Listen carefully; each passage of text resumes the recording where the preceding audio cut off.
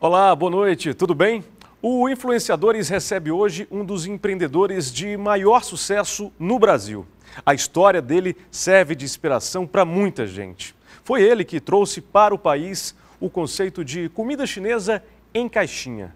Aqui ao meu lado, Robson Shiba, o influenciador de hoje, aqui na TVC.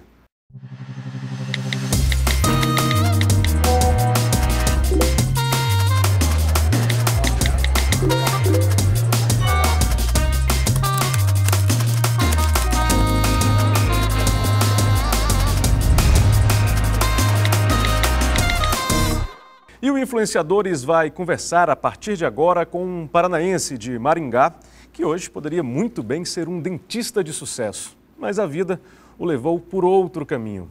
Descendente de japoneses, ele cresceu ajudando o pai e o avô numa loja de material de construção. Também lavou pratos e entregou pizzas nos Estados Unidos. Casado, pai de 2 filhos, ele hoje é dono da maior rede de comida chinesa da América Latina e está aqui ao meu lado, Robson Shiba, fundador do Shine Box. Tudo bem, Robson? Seja bem-vindo ao Influenciadores. Muito obrigado, Celso, pelo convite e pela oportunidade de contar um pouco da história, da minha história. Maravilha. Eu fico curioso aqui, Robson, para saber como é que uma viagem de intercâmbio foi tão capaz de transformar radicalmente a tua vida. Olha, uma história interessante, né, Celso? A princípio, então, filho de imigrantes, neto de imigrantes, né? Meu pai, vindo de uma família bem humilde, meu pai trabalha muito trabalhador, ele junta um dinheirinho para poder realizar o meu sonho de fazer um curso de idiomas que a princípio seriam só de 2 meses. Aí as coisas, uma fatalidade acontece, eu sou assaltado lá e aí eu fiquei com muita vergonha de pedir novamente dinheiro para o meu pai, sabendo de toda a dificuldade, todo o trabalho que ele teve para realizar aquele meu sonho. E aí, eu lá nos Estados Unidos, primeira vez que saía do Brasil. Você foi para lá para estudar inglês? Você não falava inglês? Não, falava muito pouco inglês. O que você chegou falando nos Estados Unidos? Olha, tem um episódio muito engraçado de perguntar, eu fui num albergue, perguntei quanto que era a diária. E aí o moço disse que eram $50, tax included. E eu achava que o táxi era um táxi, né? Eu não sabia que táxi era imposto. E eu fiquei pelo menos 1 hora na frente do hotel esperando o táxi chegar e nada de tax included. Então o meu idioma era muito pouco. Uhum. E aí eu sendo assaltado e com vergonha de pedir novamente dinheiro para o meu pai, eu procuro emprego. E aí o emprego era em um restaurante chinês que servia comida numa caixinha. Mas antes disso, você entregou pizza, como é que foi? A pizza foi, digamos assim, Robson, o teu primeiro contato, digamos, com o mundo gastronômico, digamos assim? Não, na verdade foi lavando pratos no restaurante chinês. Entendi. Aí como eu viajava muito dentro dos Estados Unidos, eu trabalhava 1 ou 2 meses num local, eu viajava para uma outra cidade porque eu queria conhecer os Estados Unidos, né? Esse era um propósito. Logo que eu descobri que eu poderia ficar lá 1 ano. E aí, em outro emprego, eu fui entregador de pizza de bicicleta. E aí foi nessas entregas, você deve ter feito muitas entregas, né? Muitas entregas. Você acabou, nessas entregas, foi aí que você acabou descobrindo as caixinhas de comida chinesa? Eu descobri a caixinha no restaurante chinês, porque o restaurante chinês fazia entrega de comida chinesa. Era muito diferente, porque aquilo não existia no Brasil na época. Não, no Brasil só a única opção para pedir comida em casa eram as pizzarias. E a comida chinesa, pelo menos nos Estados Unidos, eu via que tinha um volume muito grande de vendas no restaurante, né? Eles faziam muitas entregas, os americanos compravam lá e levavam para casa. E aquilo lá me chamou muita atenção. Aí, no meu retorno para o Brasil, 1 ano depois... Você ficou 1 ano nos Estados Unidos? Fiquei 1 ano nos Estados Unidos. Por quais cidades você passou? Olha, eu passei em São Francisco, Los Angeles, Miami, Nova York, Seattle. Nossa, praticamente todas as regiões. Olha, eu rodei bastante lá. Depois que você descobre que com o seu trabalho você consegue ter o seu sustento, aquilo te dá muita coragem, né? Você falou que foi assaltado. Você chegou a pensar em voltar para o Brasil? A tua família, como é que a tua família recebeu? Ah, fui assaltado aqui nos Estados Unidos. Como é que eles receberam essa notícia? Eu só contei depois que eu arrumei um emprego. Tá? Só depois que eu arrumei um emprego, porque aquela situação me incomodou muito, Celso. Eu falei, poxa, como que, assim, desmorona, né? Todo o seu castelo. Você fala, puxa, eu vou ter que ir embora. Nem estou no meio da viagem ainda. E agora? Como que eu vou fazer para me sustentar aqui? E aí, aquilo lá, eu fiquei bem atordoado. Aí, eu entro no restaurante, porque eu vi um cartazinho lá de hiring, né? Falei, poxa, eu vou entrar e vou ver. Será que eu consigo trabalhar aqui? E aí, quando você descobre que você consegue trabalhar por hora lá, então eu trabalhava 6 horas por dia. Então eu tinha bastante tempo para concluir o curso de idiomas, inclusive, e depois poder viajar para os Estados Unidos. Melhorou o inglês? Melhorou um pouquinho. Você foi com um amigo para os Estados Unidos? Fui com o Marcelo para lá. Fui com meu amigo Marcelo, que hoje ele não está conosco mais aqui neste terreno, está junto com a minha mãe me iluminando. Entendi. E aí você resolve voltar para o Brasil, e aí é aqui no Brasil que você, né, passa a estudar a odontologia? Não, aí eu concluo meu curso. Volta para concluir? Eu volto para concluir o curso, eu já estava no último ano, né? Eu tranco a matrícula para ficar lá antes de voltar, e aí eu volto para concluir o curso só. E aí isso foi em 89. Em 89, aí acontecem várias coisas comigo, né?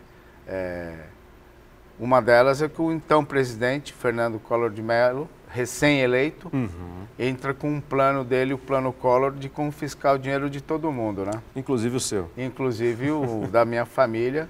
Isso faz com que a gente tenha que adiar, né, o sonho de montar o restaurante. Mas isso então eu concluo o curso e começo a clinicar. Antes de inaugurar a primeira loja, eu cliniquei. Eu realmente exerci a profissão por 2 anos e meio. Eu caso em 89, né? Com a minha esposa que me acompanha até hoje. Esse ano a gente completa 29 anos de casado. Nossa, Dona Márcia. Dona Márcia. O Rafael também, ele fará 29 anos esse ano. E o fato do Collor ter confiscado o dinheiro também, sempre depois de um problema, você cria situações para resolver esse problema. Então, o fato dele ter confiscado e a gente ter que adiar o sonho, isso me deu um tempo para eu pesquisar e entender melhor o mercado. Então, foi nesse período, nesses 2 anos e meio em que eu clinicava, e em paralelo eu fazia uma pesquisa informal, visitando restaurantes chineses, identificando oportunidades. Com certeza, Robson, tem muitos dentistas nos assistindo nesse momento. E aí deve ter muito dentista curioso para saber por que a odontologia. Na verdade, o meu pai também é dentista, né? Então, ele fazia uma dupla jornada. Ele trabalhava como dentista e trabalhava como empresário de uma loja de materiais para construção em sociedade com meu avô. Então, eu estava seguindo o mesmo trajeto a princípio, né?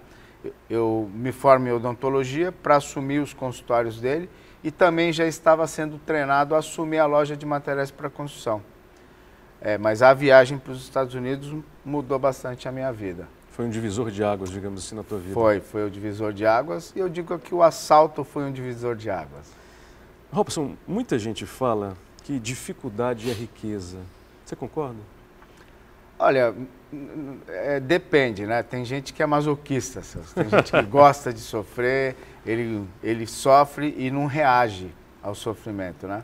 Agora, se você reage, se você pega aquele sofrimento e dele um grande aprendizado para melhorar, inovar, sair daquela situação, sem dúvida é um grande impulsionador, né, da evolução do ser humano, inclusive, eu acredito, né? Então, o Japão, por exemplo, eu sou descendente de japoneses. O Japão, antes da bomba atômica, era um país. Depois da bomba atômica, se transformou radicalmente, né? E muito rapidamente, né? Rapidamente. O mesmo com a Coreia do Sul, que também, em 1970, a Coreia do Sul e o Brasil eram países muito semelhantes, sendo que o Brasil era muito mais avançado tecnologicamente e economicamente que a Coreia do Sul. Olha só, veja só o que aconteceu com um país depois da guerra, né? É verdade. Você falava aí que logo quando você voltou dos Estados Unidos, você não conseguiu abrir o teu negócio, né? Tirar a tua ideia do papel para colocá-la em prática logo de início. Sim. E aí você falou que estudou muito. E aí eu te pergunto agora, e muita gente está nos assistindo nesse momento, qual a importância do planejamento dentro de um negócio, independente da natureza desse negócio, Robson? É fundamental e vital, Celso.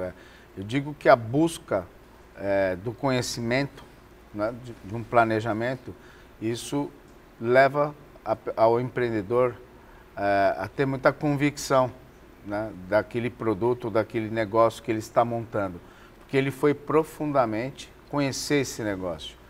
E a convicção, depois de formada, é muito contagiante, né? Então você consegue convencer todos os seus pares, os seus fornecedores, os seus colaboradores, os seus investidores, que o seu plano, o seu negócio irá dar certo.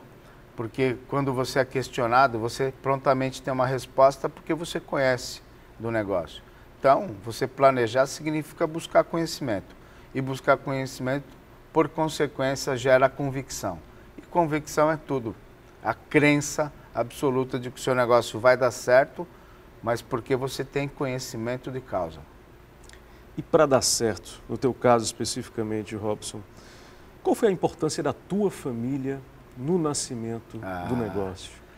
A família é uma grande referência, né, Celso? Eu sempre tive como grandes referências a minha família. E aí os protagonistas são o meu avô, que foi o precursor, a pessoa que saiu de um outro país, veio para cá explorar o Brasil, sem saber falar a língua, foi posto em condições muito adversas, uma pessoa muito simples, foi trabalhar na lavoura, ele trabalhava no campo, né? Era agricultor, a casa dele era de pau a pique, o telhadinho de palha, fazia as necessidades num buraquinho, a higienização com sabugo de milho seco. E o meu pai também chegou a viver nessas condições. E eles conseguiram, através do esforço próprio e da educação, saírem dessa situação. Então você fica vendo as pessoas assim, que conseguiram prosperar saindo de condições tão adversas, você fala que você também é capaz, né? Poxa, se eles conseguiram, o porquê não você não vai conseguir, se você já teve um ponto de partida muito melhor do que eles, né? Então, essas referências sempre me acompanham. Você lembra bem dos meses que antecederam a abertura da tua primeira loja? Como se fosse ontem. Como se fosse Muita ontem. gente te ajudou? Bastante gente me ajudou. Me ajudam, né? Eu sei, por isso que eu digo que eu sou uma pessoa iluminada. Tenho o Marcelo, a minha mãe, hoje eu tenho meus avós também, alguns tios que me iluminam o meu caminho, né? Então, eu sempre tive a ajuda dos meus amigos no começo, são pessoas que me acompanham na minha jornada até hoje, o escritório, a agência de propaganda, o engenheiro, o arquiteto, o amigo que trabalhava em gráfica, o senhor Geraldo, meu primeiro cozinheiro, que hoje não cozinha mais, hoje ele é um empresário também, tem 5 lojas na rede. Então, da mesma maneira que eu cresci e prosperei com a ajuda de muitas pessoas, eu tenho essa tese de que a prosperidade tem que ser distribuída, né? Todo mundo que contribuiu com que você crescesse, eles também precisam necessariamente crescer junto. Ninguém cresce sozinho. Não, ninguém. Ainda mais no mundo dos negócios. Em qualquer lugar. Em qualquer lugar. Sozinho você não vai a lugar nenhum. E foi com essas pessoas que você consegue abrir tua primeira loja em 1992, Isso. no bairro de Moema, na cidade de São Paulo. Isso. Passa um filme na tua cabeça, quando você lembra desse ano especificamente, que é também um ano divisor de águas na tua vida pessoal e profissional? Ah, sim. Eu lembro do ano... Meu pai tem um livrão de capa dura, livro preto, a gente chama de livrão, e no livrão está anotado lá todos os investimentos que nós fizemos, inclusive o primeiro investimento foi o livrão. Então tem lá no livrão, quanto custou, o aluguel da casa, a contratação do empreiteiro, do Pedro, né, que me ajudou muito também, a Marli, a arquiteta que acompanha a gente até hoje, o seu Geraldo, que me levou para conhecer o mundo dos fornecedores de equipamentos de cozinha e dos insumos dos restaurantes. Eu lembro de cada martelada naquela primeira loja. Você falou de investimento aí e acho que muita gente não sabe de que naquela época a tua família e vocês precisaram se desfazer de alguns bens para fazer o China Box nascer. Sem dúvida. Olha, foi uma época extremamente complicada para a família economicamente, né? Porque o Brasil vinha de uma crise profunda. Meu pai já havia vendido, inclusive, a loja dele e os recursos estavam acabando. Houve até a possibilidade do meu pai viajar para o Japão e trabalhar, né, como dekasegi. Tem muito japonês indo para o Japão trabalhar como dekasegi. Falou, eu viajo e fico mandando recursos para a gente. Eu achava aquilo lá assim, inaceitável, porque, puxa, ele havia construído e trabalhado a vida toda aquilo lá. E por causa de um sonho meu, ele estava disposto a, inclusive, voltar para o Japão, né? Então, nós fizemos aí um esforço tremendo. Eu já tinha 3 consultórios na periferia, eu vendi 2, ainda fiquei com um lá, meio que como um seguro. Aí meu pai pega o apartamento dele, ele, puxa, consegue vender, porque ninguém vendia nada naquela época. Veio aí um empresário e comprou o apartamento do meu pai por 1/3 do valor, um valor bem baixo. E isso fez com que ele conseguisse permanecer aqui e apostar todas as fichas no que o restaurante poderia suprir as necessidades da família. E, graças a Deus, depois de 6 meses de muita batalha, o restaurante começa a prosperar. Valeu a pena? Sempre vale, né? Eu já fiz vários investimentos que, infelizmente, não deram certo, mas a minha cabeça, eu prefiro errar tentando do que me arrepender por não ter tentado, né? Parece um clichê, mas eu acho que muitos empreendedores têm essa linha de pensamento, né? O arrependimento de ver o seu negócio, aquilo que você idealizou, crescendo, prosperando e saber que poderia ter sido você, né?